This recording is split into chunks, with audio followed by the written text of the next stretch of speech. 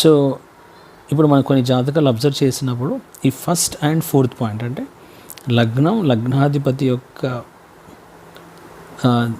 దేవతారాధన వైపు most of the people అంటే 90% ఆఫ్ ద పీపుల్ చేస్తూనే ఉంటారు. వాళ్ళకి తెలుసో తెలియకుండా ఆ దేవతారాధన చేస్తూనే ఉంటారు.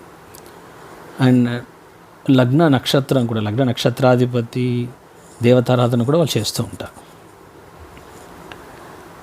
ఇంకొక 10% పీపుల్ కోసం మాత్రమే చంద్రుడు రాశి యొక్క అధిపతి యొక్క దేవతారాధన ఆరు చంద్రుడు నక్షత్రం యొక్క లార్డ్ యొక్క దేవతారాధన చేస్తూ ఉంటారు.